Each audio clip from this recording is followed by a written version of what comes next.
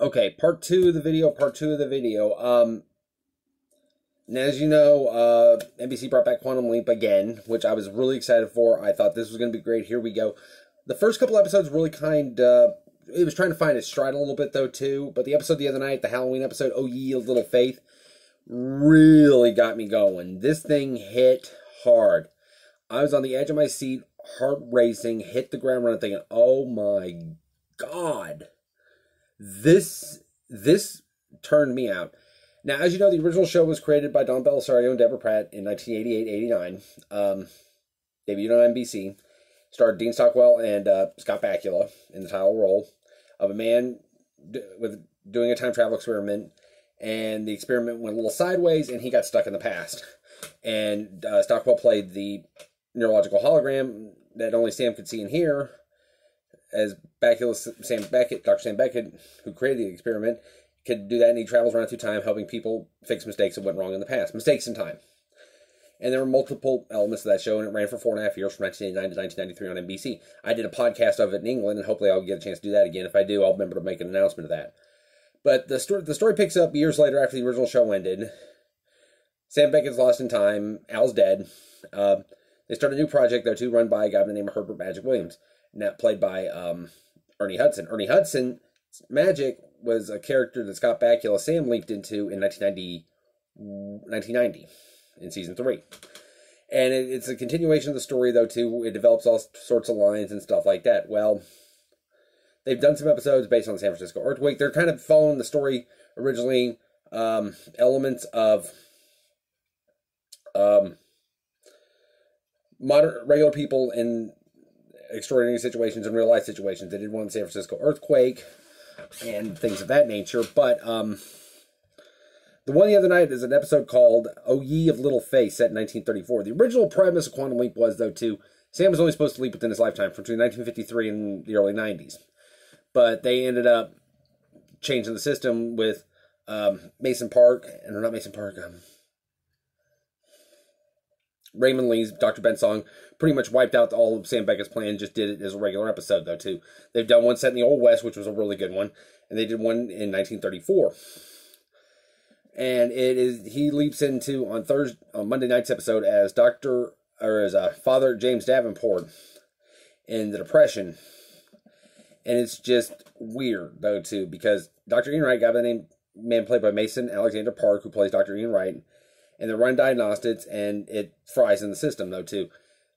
Lee's character, Ben, figures out all the stuff at Quantum Leap, and he's engaged to a woman by the name of Addison, played by Caitlin Bassett.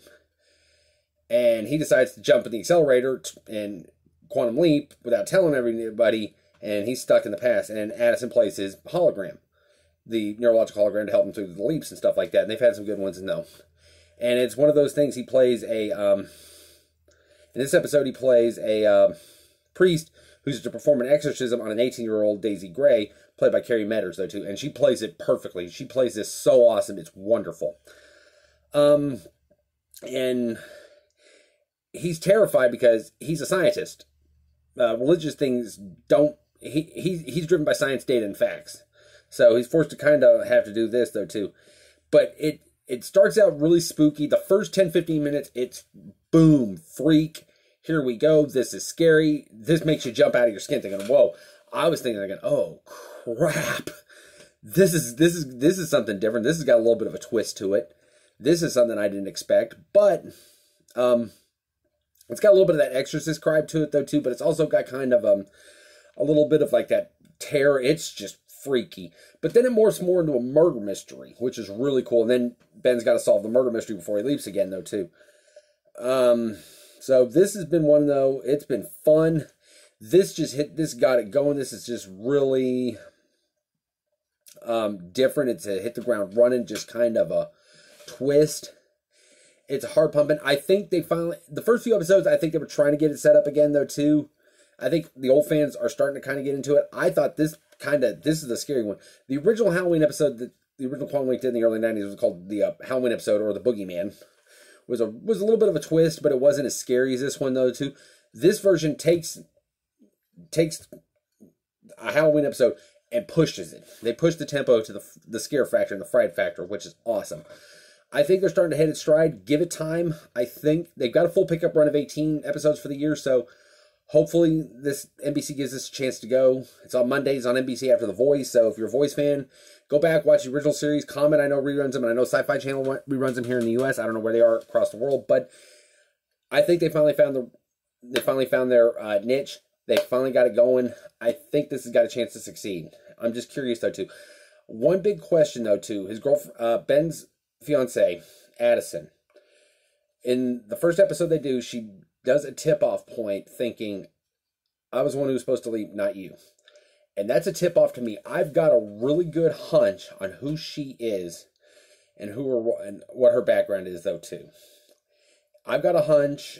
I'm not going to spoil it now, but I might do that later, though, too. But I'm going to go ahead and stop this video now, and then I'm going to go ahead and go to part 3. We're going to talk a little bit about the Auburn search and what's going on down there. Thanks.